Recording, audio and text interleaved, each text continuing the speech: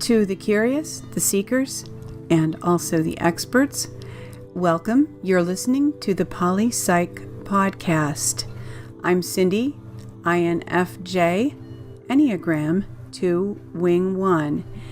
And today we thought it might be fun to invite you for a peek backstage for our pre-show warm-up. And we discussed a few things that we thought might be of interest. So as kind of a brief introduction even to who we are and how our shows are put together, we hope you enjoy our little glimpse behind the curtain. I'm starting to reach that we're not really analyzing people as much as strategies. Like they're acting. A lot of these news presenters are acting, but they're acting through really discernible MBTI, a feeling value versus a thinking thing. So I don't know if there's an Enneagram. It seems to me that Enneagram may actually be better at that. At looking at the. Well, I'm not so sure. I think it might be the other way around, because the Enneagram deals with the motivations and it enables. But how does it reach that? See, here's the thing. Okay, I hear what you're saying, but but I remember when I filled out the survey, I had to write down output, and that's why my output was honest. But I'm just saying, if you look at the output of what a newscaster says, can you analyze just the argument, not the person, the argument itself, as one style of Enneagram or another? Is that possible? Maybe not.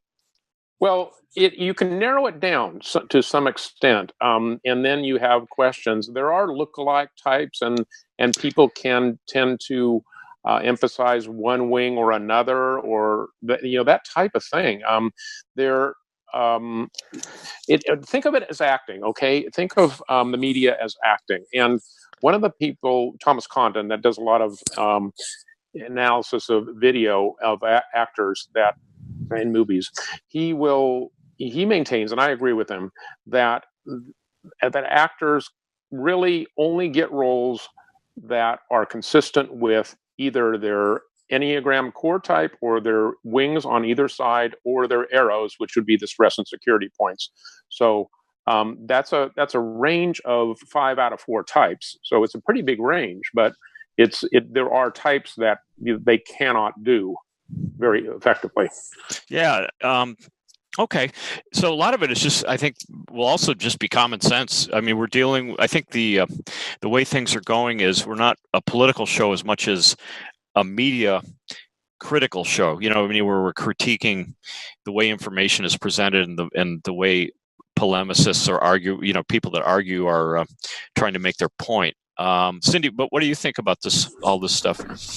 Well, I think what you just said is crucial, and I think that once people realize on some level that there is a strategy behind how news people are communicating with them, that pulls aside the curtain and lets them see the wizard, and then they can question, why are they communicating to me this way? What is it they hope to achieve?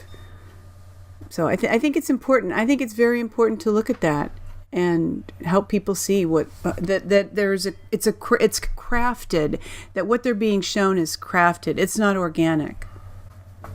Yeah, it's well practiced. So, dear listeners, curious, seekers, and experts, thank you for joining us backstage for our glimpse behind the curtain. Hope that you enjoyed it. If you did so, and if you enjoy our other episodes, please remember to subscribe to our channel and click like for this video and all of our videos that you do, in fact, like. Thanks so much, and take care.